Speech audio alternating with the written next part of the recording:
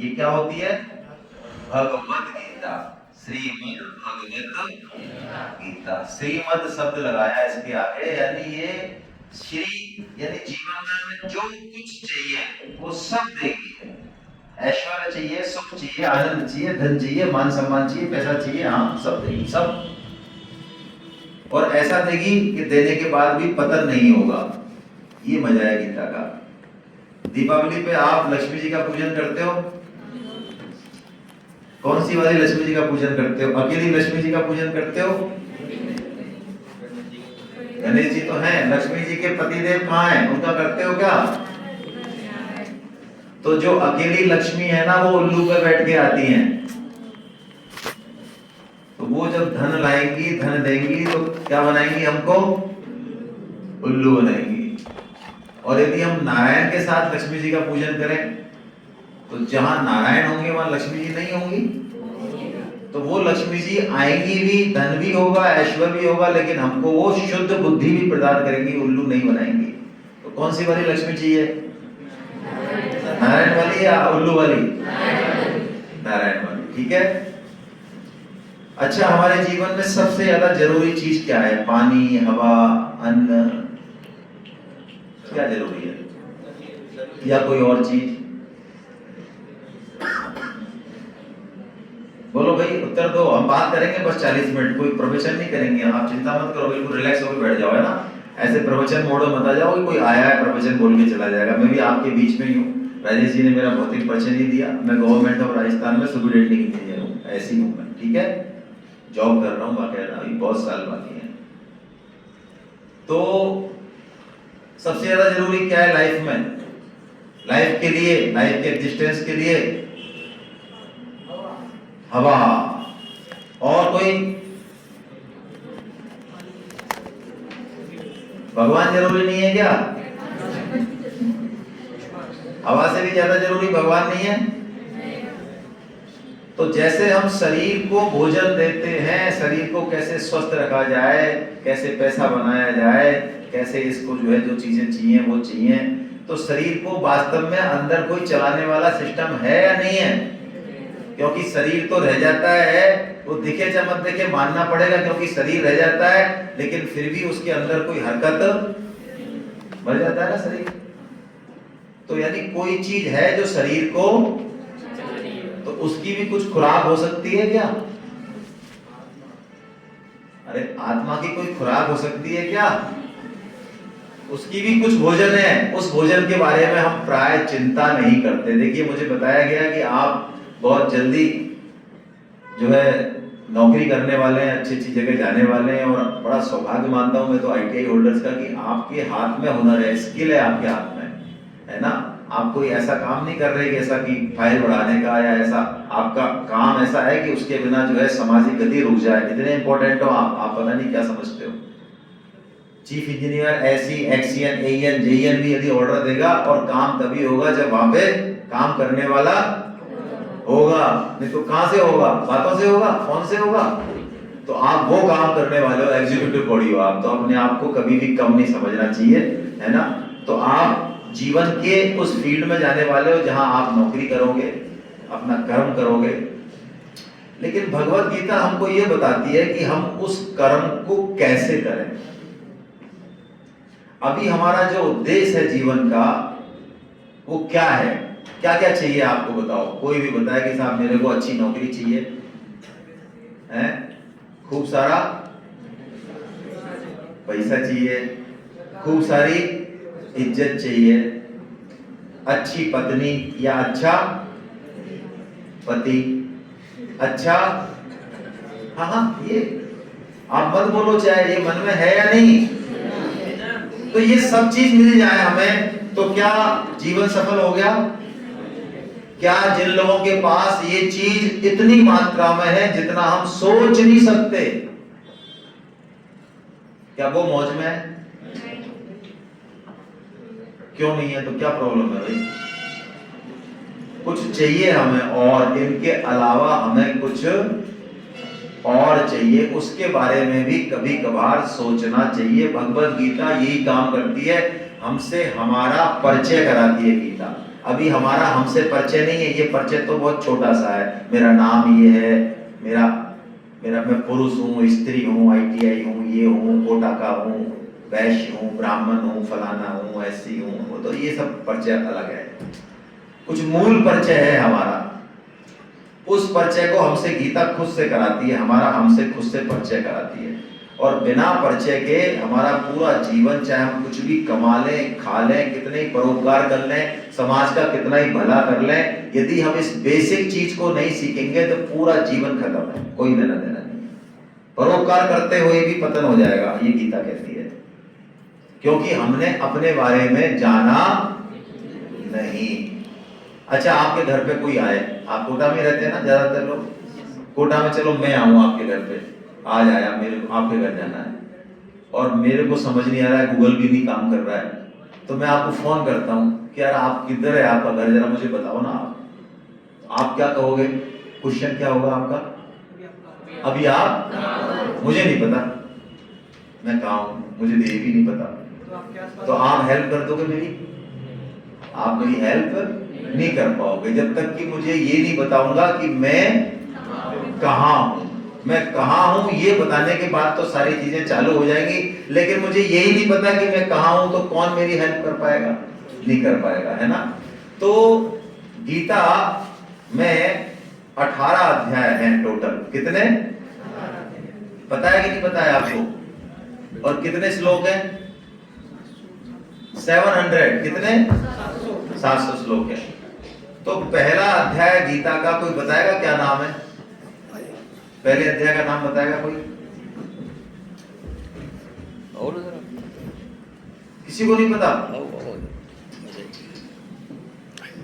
अच्छा, गीता का उपदेश किसने दिया? किसको दिया? क्यों दिया?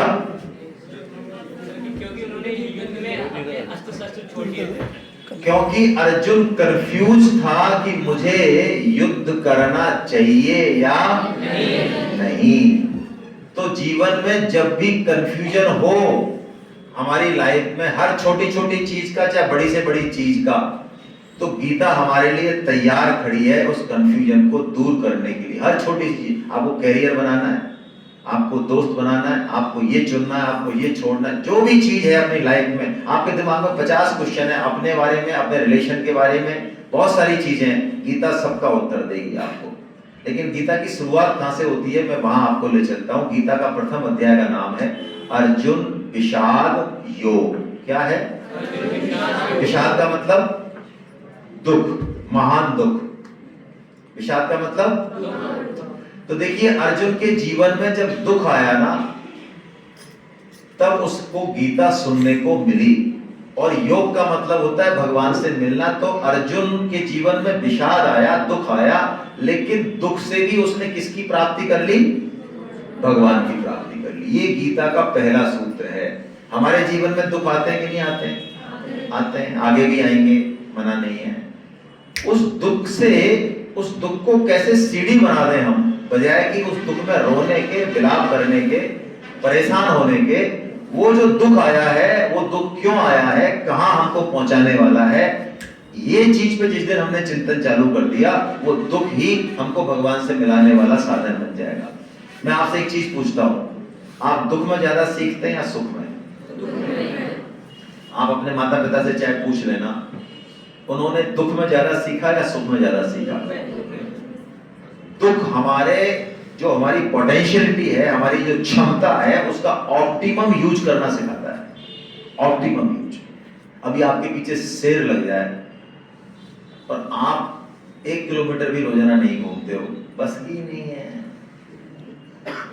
लेकिन शेर लग जाए तो 8-10 किलोमीटर तो दौड़ ही लोगे। अच्छा, वैसे 8-10 किलोमीटर तो दौड़ सकते हो क्या? नहीं दौड़ सकते। लेकिन अर्जुन का ये दुख कब बनता है? योग, जब वो भगवान श्री कृष्ण को अपना क्या बनाता है? सारथी। गुरु भी बनाता है, बिल्कुल सही है, वो शिष्य बनता है, सारथी बनाता है। तो देखो, रथ में जो सारथी होता है ना, उसके हाथ में एक लगाम होती है ना, और वो लगाम का दूसरा सिरा कहां होता है? घोड़ों के ऊपर होता है। घोड़ों की नाप में से होता है, ठीक है। और अंदर सारथी के पीछे भी कोई बैठा रहता है, कौन? रथी। रथी बैठा रहता है, उसी को तो जाना है कहीं ना कहीं, उसी के लिए घोड़ा है, बाकी तो क्या है, घोड़ा को थोड़ी कहीं जाना है। तो हमारे शरीर को एक रथ की संज्ञा दी शास्त्रों ने, गीता ने। हमारा शरीर में 5 घोड़े हैं, जो कि हमारे क्या है, 5 सेंसेस, 5 इंद्रियां, ठीक है। तो रथ को यदि ठीक जगह पहुंचना है, अच्छी जगह अच्छी स्पीड से पहुंचना है, तो हमारी इंद्रियां कैसी होनी चाहिए, मजबूत या बीमार? मजबूत। लेकिन मजबूत हो, लेकिन उनको ये नहीं पता है कि क्या करना है, कहां जाना है, तो वो लोग घोड़े हमको गलत जगह ले जाएंगे ना। मैं आपको एक उदाहरण देता हूं। आपको कोटा से जयपुर जाना है, एक के पास तो मर्सिडीज है जो 200 किलोमीटर की, बड़े 200 की स्पीड पे बहुत आराम से चलती, एक के पास बैलगाड़ी है, भाई साहब के पास है नहीं, उदाहरण दे रहा हूं, चिंता मत करो यार। अब ये दोनों ही गलत, ये जो है ना बैलगाड़ी वाला, तो ये दोनों ही गलत डायरेक्शन में चले गए। जाना था जयपुर और झालावाड़ रोड पकड़ ली इन्होंने, सपोज एग्जाम्पल। नुकसान किसका ज्यादा? और 1 घंटे बाद पता चला इनको कि यार हम गलत आ गए यार, मर्सिडीज वाले को ज्यादा, बैलगाड़ी वाला कितनी दूर जाएगा। तो यदि हमारी इंद्रियां बहुत ताकतवर है, लेकिन हमको दिशा का पता नहीं है, आपको स्किल बहुत अच्छी आती है, आपको कर्म करना बहुत अच्छा आता है, आपके पास एनर्जी बहुत है, लेकिन उस एनर्जी को कहां लगाना है, कैसे लगाना है, ये पता नहीं है, तो मोर एनर्जी मोर डिस्ट्रैक्शन। तो इंद्रियां किसके हाथ में होनी चाहिए, लगाम कहां होनी चाहिए उसके? मन। मन के बिना इंद्रियां काम नहीं करती, लेकिन मन भी गड़बड़ करने वाला है। मन के मते न चालिए, मन माना आचरण जो करता है उसका पतन हो जाता है। दुर्योधन मन माने आचरण का प्रतीक है महाभारत युद्ध में। हमारा मन तो आईटीआई आने का करता है क्या? करता है, चलो कुछ लोगों को करता है, पीछे से मुंडी हिल रही है सीनियर लोग जो थोड़े से इंटेलेक्चुअल हैं। अच्छा चलो आईटीआई छोड़ दो, स्कूल में शुरू में हमारा एलकेजी में या यूकेजी में एडमिशन हुआ, जब हम रोते थे क्या, मम्मी मम्मी जल्दी तैयार करो हमको स्कूल जाना है, ऐसे करते थे क्या?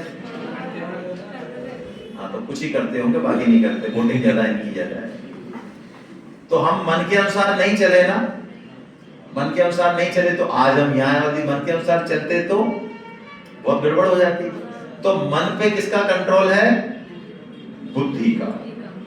जैसे कि आप में से ऐसा तो कोई नहीं है ना जो व्हाट्सएप नहीं देखता हो,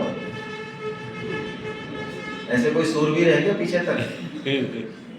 उनके दर्शन करता हूं, मैं दर्शन करना चाहता हूं। कि साहब व्हाट्सएप मैंने आज तक ना देखा, ना मेरी कोई इच्छा होती है, कोई लेना देना नहीं है, मेरे को कोई सूचना भी होती है तो मेरे भाई से या वहां से मिल जाती है, मेरे पास है ही नहीं, ना मैं देखता हूँ। ऐसे सूरवीर नहीं है ना, पैदा होने बंद हो गया। अच्छा चलो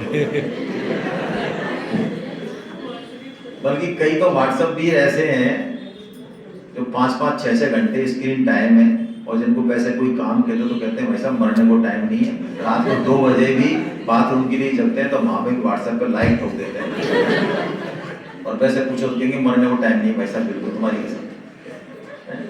तो व्हाट्सएप भी, मान लो आप यदि आपके प्रिंसिपल ने, आपके गुरुजनों ने कुछ कहा कि भाई 10 मिनट देखना है व्हाट्सएप, अब आगे एग्जाम आने वाली है, लेकिन मन जो है कहता है कि नहीं थोड़ा सा, और बुद्धि कहती है नहीं, नो नो, प्रिंसिपल साहब ने मना किया है, नो।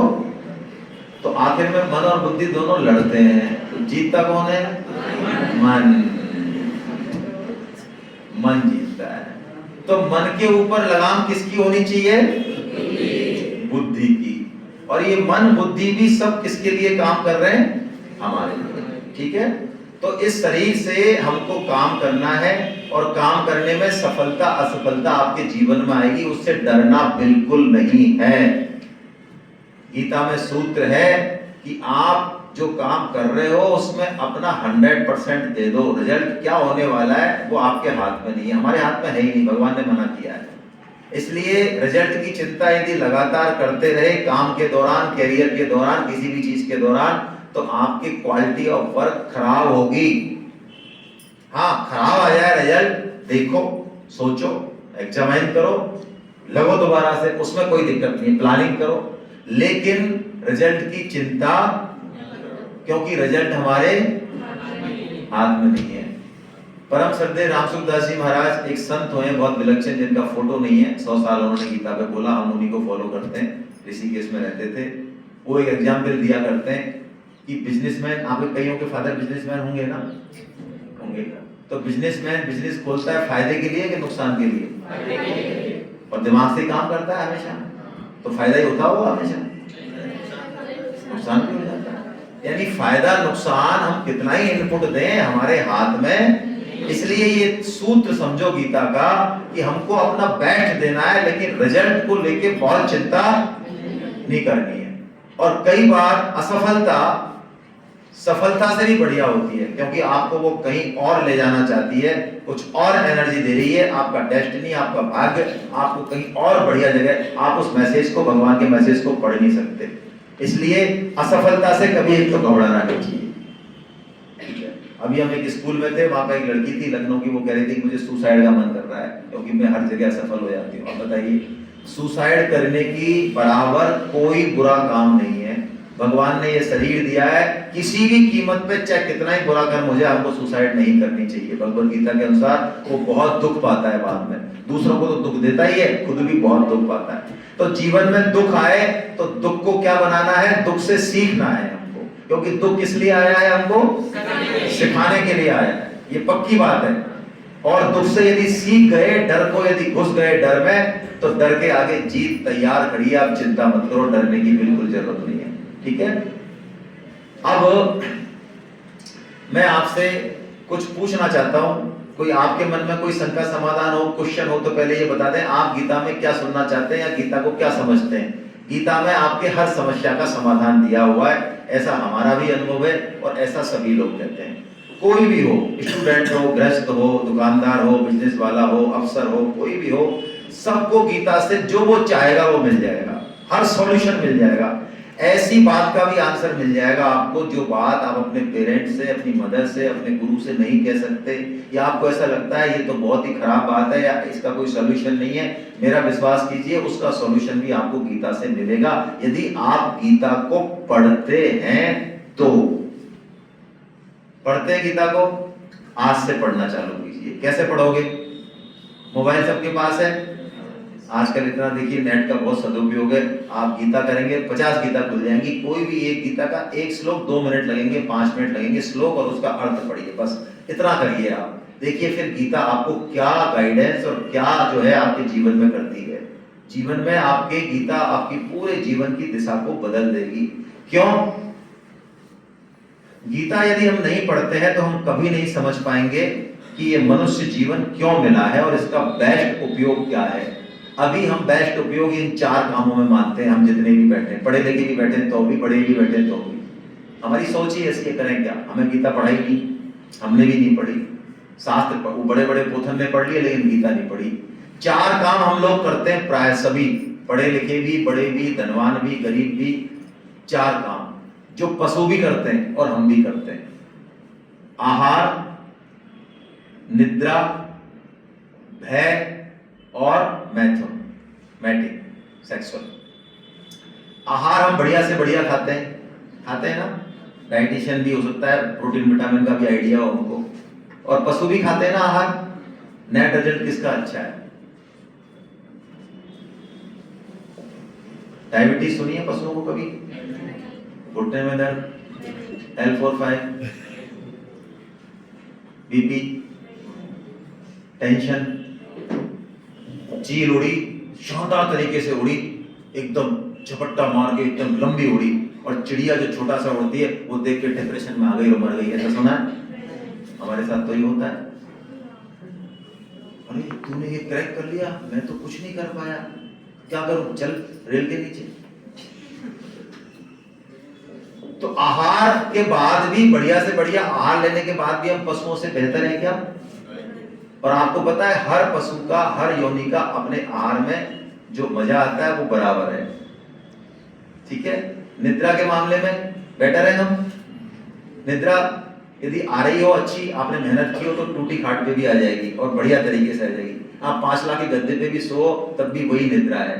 आपको याद रह जाए कि मैं 5 लाख के गद्दे पे सो, तो बोलो अच्छी नींद आई कि बुरी नींद आई? अरे पूछ रहा हूँ, आपको यदि सोते समय भी ये याद रहे कि मैं 5 लाख देते तो सोऊं, तो अच्छी नींद आई कि बुरी नींद आई? अरे बुरी नींद आई। अच्छी नींद तो वो है कि हमको यही पता नहीं रहे हमारा नाम क्या है, हम कौन है, स्त्री है, पुरुष है, हम कोटावासी है, भारतवासी है, क्या है, कुछ नहीं, खत्म कहानी। वो अच्छी नींद है। तो नींद पशु भी लेते हैं और है सिक्योरिटी अरेंजमेंट, अपने परिवार का पालन, नौकरी करना, पैसे जमा करना, पेंशन फंड, ये वो, सीसीटीवी कैमरा, ये वो भी करते हैं सारा, अपने परिवार हम भी करते हैं, मैथुन वो भी करते हैं, हम भी करते हैं, शादी ब्याह बच्चे। तो हम पशुओं से कैसे बेहतर है बताइए? नहीं है ना? तो ये मनुष्य जीवन हमको कुछ बेहतर बनने के लिए मिला है। यदि इन 4 कामों में हमने पूरा जीवन लगा दिया, पूरी एनर्जी लगा दी, जो कि हम लगा ही रहे हैं, पढ़े लिखे लोग भी लगा रहे हैं, ऑफिसर्स भी लगा रहे हैं, किसी को कुछ पता ही नहीं है, खाना पीना, बच्चे पैदा करना, मर जाना बुढ़ापे में होके। क्या इसलिए मिला? ये तो काम पशु भी कर रहे हैं। हमको इसलिए ये मनुष्य जीवन नहीं मिला, कुछ और करने के लिए मिला है। वो बात गीता बताती है, और उसके लिए कहीं जंगल में जाने की जरूरत नहीं है। गीता कहती है आप यदि जो भी आपकी ट्रेड है, मान लो इलेक्ट्रिक की ट्रेड है, मैकेनिकल की ट्रेड है, जिसकी भी ट्रेड है, आप उसी काम से भगवान का पूजन कर सकते हो और उस टारगेट को हिट कर सकते हो। जहां हो, जैसे हो, वहीं से आप उस आनंद को प्राप्त कर सकते हो जिसके लिए हम बने पूरा। लेकिन वो टेक्निक कौन बताएगी? गीता बताएगी। हर समस्या का समाधान बताएगी गीता। तो आपको जितनी जरूरी नौकरी लग रही है, जितनी जरूरी कंपटीशन लग रहा है, जितनी जरूरी एग्जाम लग रही है, आप मेरा कहना यदि मान लें तो आज से आप भगवत गीता की शरण ले लें। वो आपको बहुत बहुत जो है अपग्रेड करेगी। भगवत गीता लेंगे? बहुत धीमी आवाज आएगी। Yes sir. नेट से ले लेना, वरना गीता प्रेस की किताब आती है, 5-5 रुपए की किताब आती है ना? बहुत सरल और सस्ती किताबें आती हैं। घर में वैसे कितने लोगों को गीता है? बहुत लोगों के होगी, ऐसा मेरा विश्वास है। आधे लोगों के तो नहीं। तो जो पढ़ी है ना गीता, लाल कपड़े में बंद है, पढ़ी है, उसको जरा अब पढ़ना चालू करें, ठीक है? और कोई समस्या हो, कोई बात हो, गीता हम क्यों पढ़ें, क्या बात है, तो मेरे से पूछो आप। मैं आपको प्रश्न इनवाइट करता हूं, क्योंकि समय कम है। मैं आपके प्रश्नों के उत्तर से अपनी बात रखूंगा। आप में से जो भी कोई प्रश्न पूछना चाहे खड़े होकर पूछ सकते हैं। पूछे, खुल के पूछे आप, है ना? संकोच नहीं करें प्लीज, बेझिझक पूछ सकते हैं ना? हाँ हाँ, रामायण भी पढ़ सकते हैं, कोई समस्या नहीं है। गीता जब आप पढ़ेंगे और रामायण जब आप पढ़ेंगे तो आपको पता चलेगा कि मूल में दोनों एक ही है ना? ये लड़ाई जब तक रहती है जब तक कि हम एक के पीछे लट लगे पड़े रहते हैं। अच्छा, अब आपको मैं बताता हूँ, बहुत अच्छा प्रश्न पूछा है इन्होंने। गीता में 700 श्लोक हैं। आप गीता पढ़ेंगे और उसके बाद रामायण पढ़ेंगे तो आपको कम से कम 70-80 जगह ऐसा लगेगा कि गीता का श्लोक को ही हिंदी में तुलसीदास जी ने उतार दिया है। दूसरा, गीता इतने सिस्टमेटिक तरीके से लिखी हुई है, इतने सिस्टमेटिक तरीके से लिखी हुई है कि अर्जुन कंफ्यूजन में था, युद्ध करूं नहीं करूं, पाप करूं क्या नहीं करूं।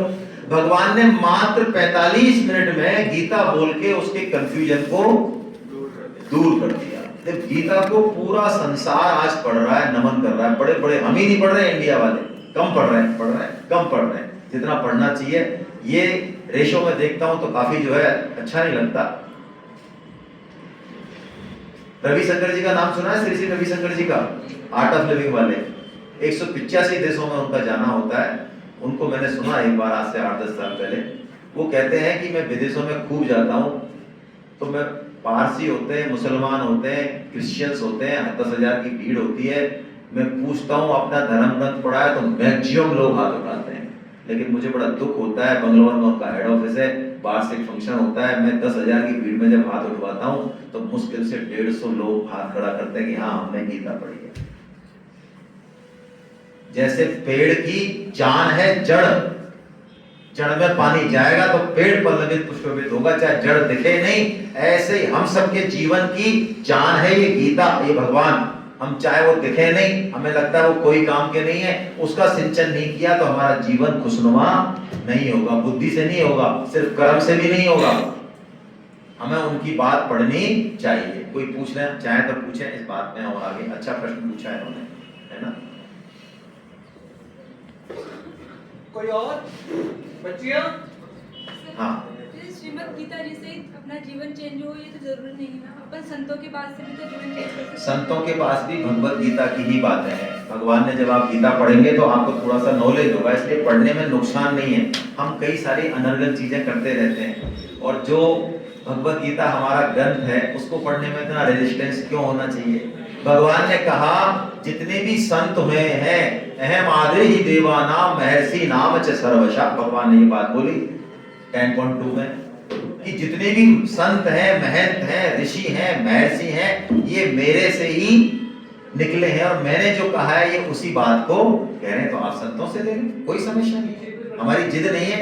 लेकिन आप भगवत गीता पढ़ेंगे तो आपको एक ऐसी बात मिलेगी जिससे आपको बड़ा, किसी को भी, संत में भी क्या है, देखिए धर्म के क्षेत्र में भी काफी गड़बड़ है।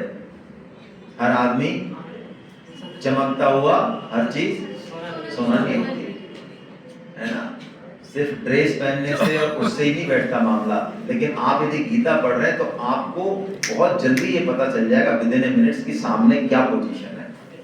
इसलिए पढ़ना चाहिए। बहुत सारे संतों ने, महापुरुषों ने पढ़ी है, पढ़ना चाहिए, है ना। पढ़ने अनुसार ये प्रिया कुछ पूछ रही है। हाँ। पूछो बेटा। सर हमने अभी बीच में गीता पढ़ना स्टार्ट करा था, तो हमारे पेरेंट्स ये बोलते हैं कि आप अभी गीता नहीं पढ़ सकते, जबकि जब तक आपकी गुरु दक्षा या वो सब चीजें पूजा नहीं हो जाती तब तक आप नहीं पढ़ सकते। तो ऐसा होता है यही तो है।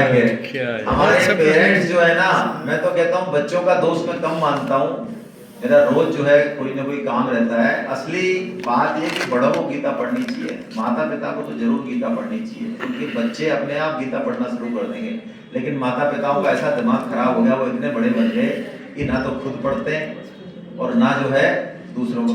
गीता अवश्य ही पढ़नी चाहिए, गुरु दक्षिणा से कोई लेना देना नहीं है। कृष्णम वंदे जगत गुरु, कृष्ण भगवान सबके गुरु हैं और गीता उनका मंत्र है। हो गई गुरु दक्षिणा से, है ना। अब पढ़ो आराम से, हो गई आपकी गुरु दक्षिणा। और पढ़ने के 7 दिन के अंदर आप में वो ताकत आएगी, वो समझ आएगी कि आप अपने माता पिता को भी कन्विंस कर लोगे। ठीक है, आपको पूछना कर लो है, आप। पूछिए आप। सर हम सबके बीच में एक कॉमन प्रॉब्लम है। जैसे हम कुछ काम स्टार्ट करते हैं या पढ़ने भी बैठते हैं तो हमें फेलियर का ज़्यादा डर होता है। हाँ। राइट, हम सक्सेस होंगे नहीं होंगे वो बात की बात है, लेकिन हमें फेलियर का डर होता है। तो क्या सर श्रीमद् भगवद गीता में इसका बहुत बढ़िया। देखिए ये प्रश्न आया है जो खुद से संबंधित है ना।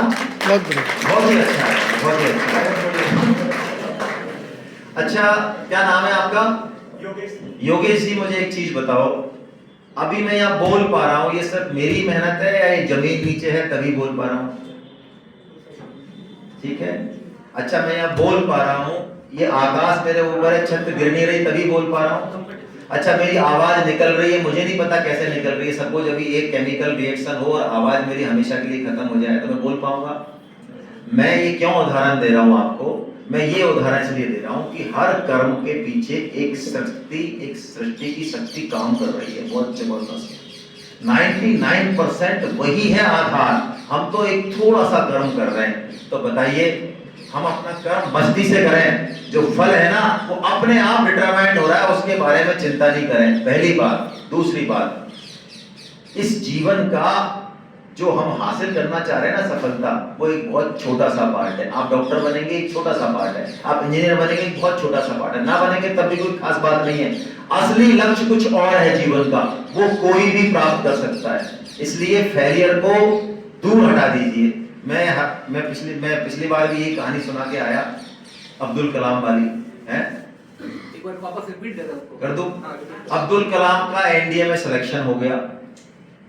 वो इतने गरीब थे कि रामेश्वर से देहरादून इंटरव्यू था, वहां आने के लिए पैसे नहीं थे।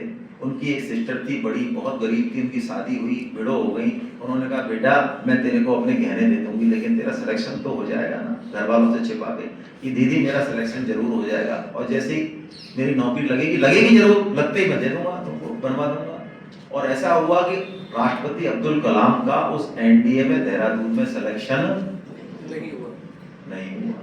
वो ऋषिकेश आ गए नीचे, और गंगा किनारे एक पहाड़ी है, उससे छलांग लेके अपनी जान देने को तैयार हो गए। एक शिवानंद आश्रम है वहां पे उस पहाड़ी के।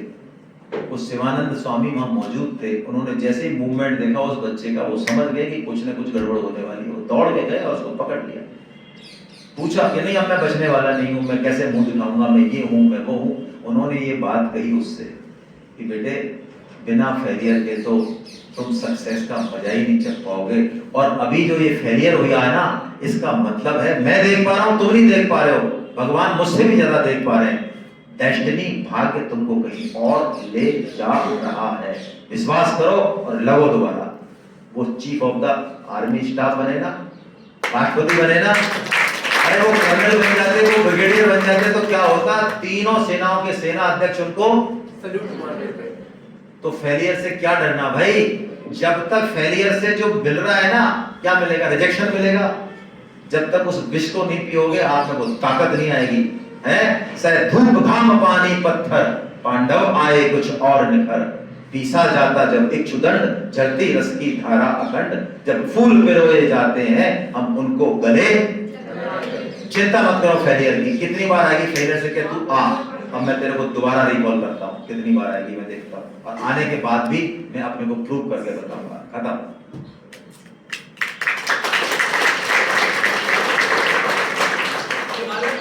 हाँ पूछो।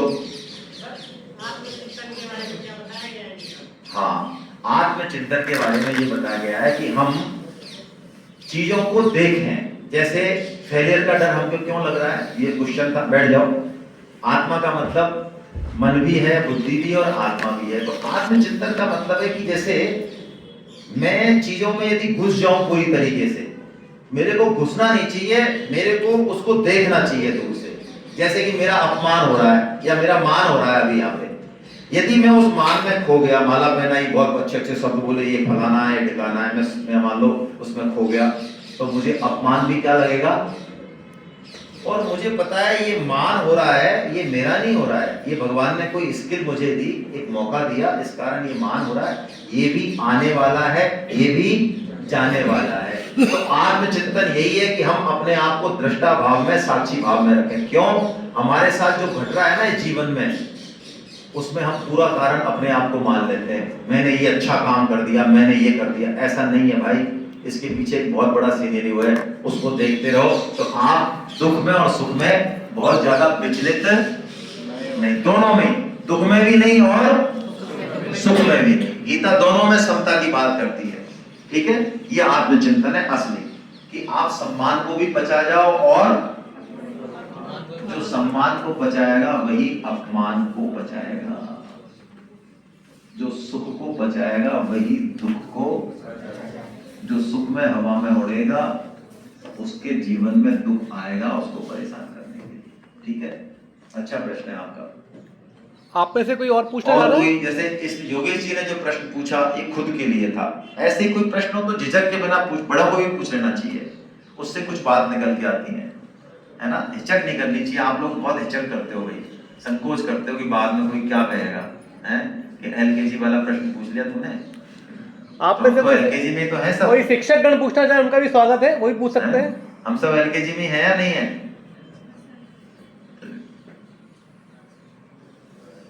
कोई जीवन से संबंधित प्रश्न, कैरियर से संबंधित प्रश्न, लाइफ से संबंधित प्रश्न, क्या गीता में उसका समाधान है, और है तो कैसे है, कहाँ है?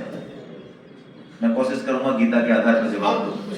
हाँ मैडम पूछिए प्लीज। हाँ यस, वो पूछ रहे, पहले पीछे वाले पूछ रहे हैं। हाँ मैडम थोड़ा आगे आइए, आप पूछिए। हाँ पूछ लीजिए, आप सुनाई पूछ दे रहे रहा है।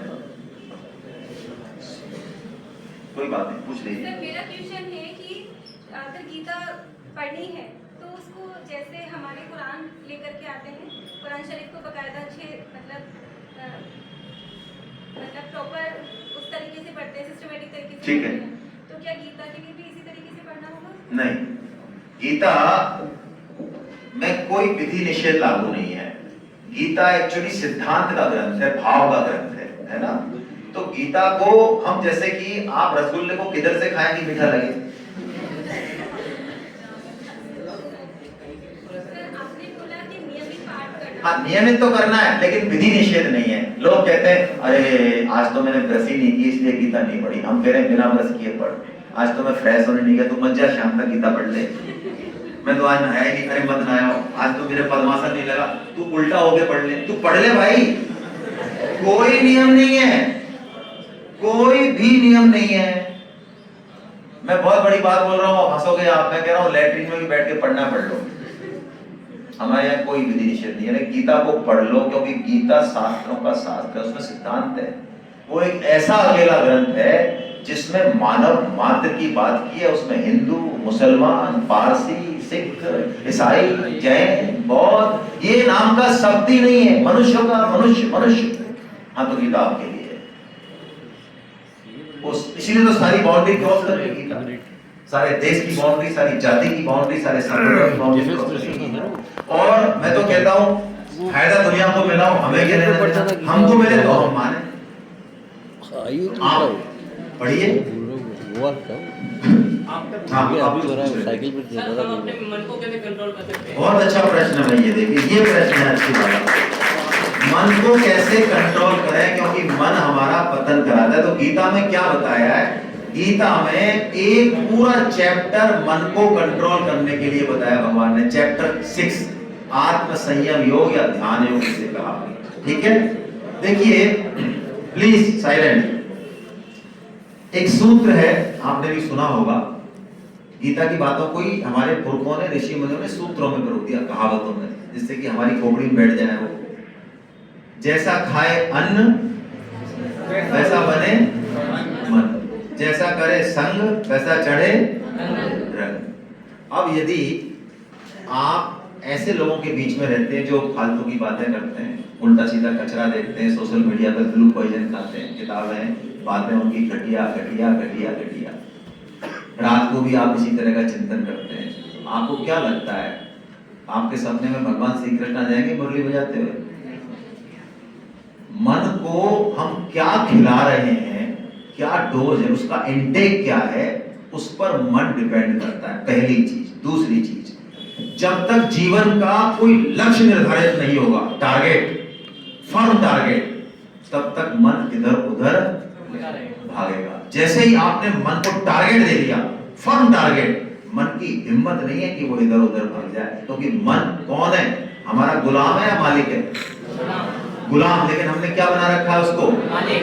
तो भगवान ने 2 उपाय बताए। अभ्यासेन तु कौन्तेय वैराग्येन च गृह्यति। ऐसा भगवान ने 6.35 में बोला। अर्जुन ने प्रश्न पूछा, ये आपका प्रश्न, अर्जुन का प्रश्न है। 6.33 और 34 में अर्जुन पूछता है कि प्रभु मन को कंट्रोल करना, मैं तो ऐसा मानता हूं जैसे इस कमरे की हवा को मुट्ठी में, हाँ, तस्याहम निग्रहम मन्ये वायोरिष्व दुष्करम। ऐसा अर्जुन का प्रश्न है। भगवान ने जवाब दिया। क्या जवाब दिया? असंशयम महाबाहो मनो दुर्निग्रहम चलम। बिल्कुल ठीक कह रहे हो यार, मन को कंट्रोल करना तो बहुत कठिन है, लेकिन कर सकते हो। कर सकते हो कैसे? तो 2 सूत्र दिए। अभ्यासेन तु कौन्तेय वैराग्येन च गृह्यते। एक तो अभ्यास करना है और दूसरा वैराग्य। वैराग्य और अभ्यास का क्या मतलब है? देखिए, अभ्यास का मतलब होता है किसी चीज को बार बार। तो आप एक अभ्यास ले लीजिए मेरे कहने से, रोज गीता तो पढ़िए, 1 श्लोक पढ़िए, चाहे 2 मिनट ही पढ़िए, ये अभ्यास हो गया। इस अभ्यास से आपका मन अपने आप लगने लग जाएगा। आपका मन हमेशा वहीं जाता है जो आप चिंतन करते हैं, या जो चीज आपको अच्छी, वहीं जाता है ना। ट्रेन कहाँ जाती है? जहाँ पटरी है या जहाँ पटरी नहीं है? तो मन जहां हमने जो चिंतन किया, जो चीज अच्छी लगती है, मन वहीं जाता है। तो अपने चिंतन में, अपने संग में, अपने आहार में सात्विकता ले आइए, अच्छी चीजें ले आइए, देर सवेर मन आपके वश में आ जाएगा। एक दृढ़ निश्चय रखिए। देखिए, जिस बच्चे को मान लो कोई कंपटीशन क्रैक करना है और ये करना ही है, चाहे कुछ भी हो जाए, पूरा परिवार मिले, उस बच्चे को आप कहो तो पिक्चर चलेगा, तू नोवेल पढ़ेगा, तू गपशप ठोकेगा, वो कोई काम नहीं करेगा जो उसको उस लक्ष्य से डेविएट। क्यों? क्योंकि उसका लक्ष्य निश्चित है। लक्ष्य को निश्चित कीजिए, फिर मन को करेगा। चलिए, बहुत बढ़िया। और किसी का? और कोई पीछे से कोई बोल रहा था ना? हाँ, किसके बारे में? क्रोध आता है।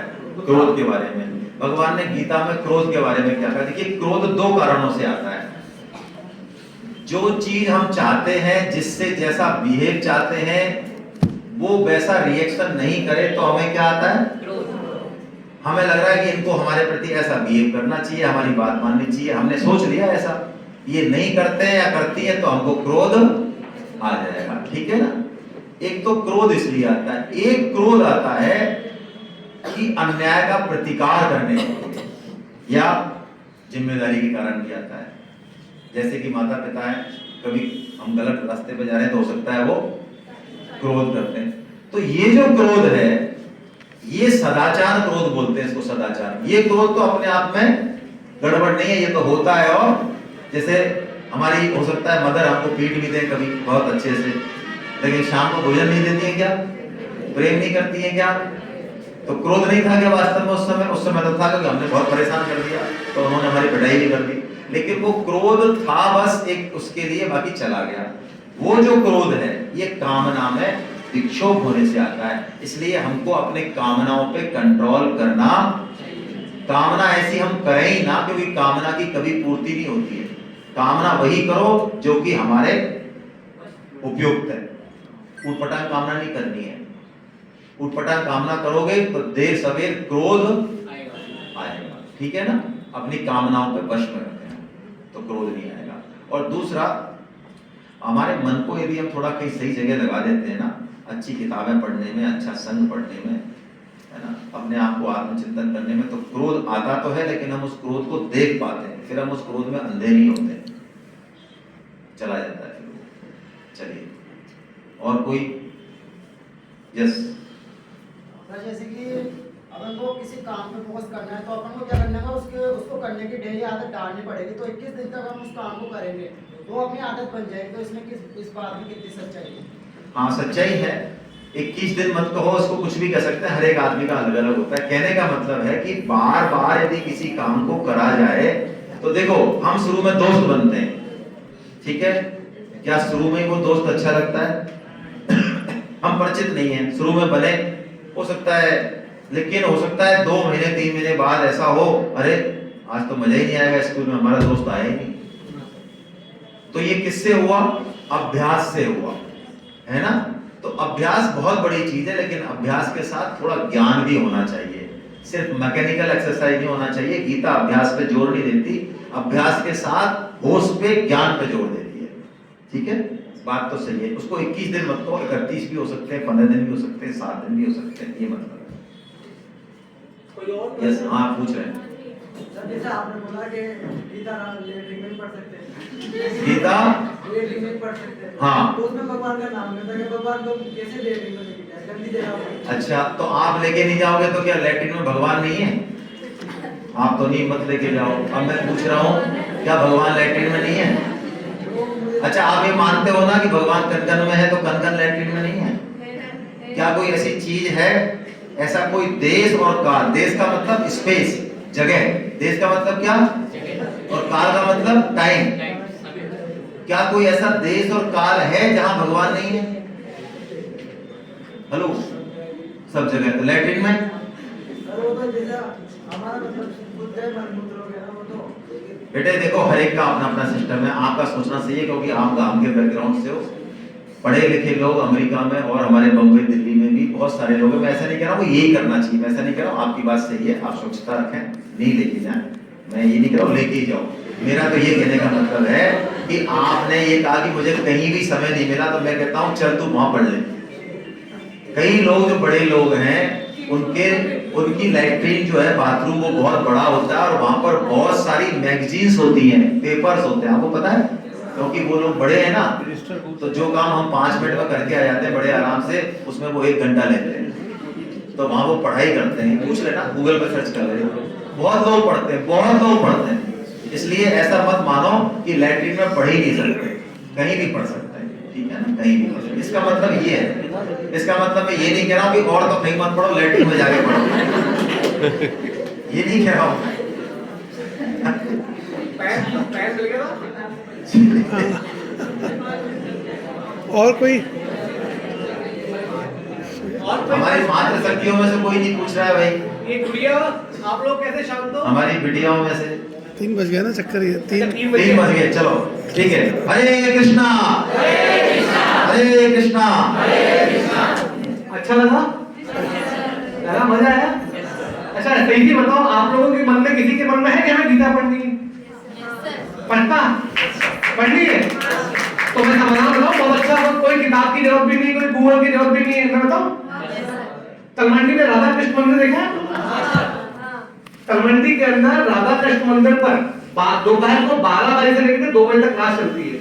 संडे को, रविवार को आप आइए। वो जो मैडम बैठी है ना तीसरे नंबर पे, ये पढ़ाती है। आओ, मजा आएगा। आपको लेटर में जाने की जरूरत ही नहीं है। तो क्यों कंफ्यूजन कि आपको लेटर में जाना है नहीं जाना? मत जाओ ना, कौन बोले जाओ? आपको मंदिर पे आओ। और एक अच्छी बात और बताओ, 11 तारीख को गीता जयंती है।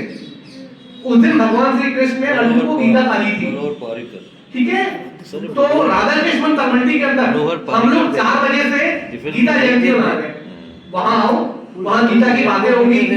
सर ने भी बहुत कुछ आपको बताया। उस दिन और भी विद्वान आएंगे और विद्वान आएंगे, गीता के बारे में बताएंगे। प्रश्नोत्तरी प्रतियोगिता भी है, कल्चर एक्टिविटी भी है। आओ, नाचेंगे, गाएंगे, गुनगुनाएंगे, ईश्वर की भक्ति करेंगे, ठीक है? सर हमारे बीच पधारे, बहुत बहुत धन्यवाद। वापस अगर सर को सुनना चाहो और आपको लगता है कि हमें गीता के, मैं प्रैक्टिकल बात बोल रहा हूँ आप लोगों को ना, यदि आप लोगों को लगे कि हाँ वाकई में गीता को जानना है और गीता को समझना है, तो मैं आपको बहुत अच्छी चीज बता रहा हूँ। आपको एक दिन का सेमिनार रखो, आप आपके प्रिंसिपल सर से बोलो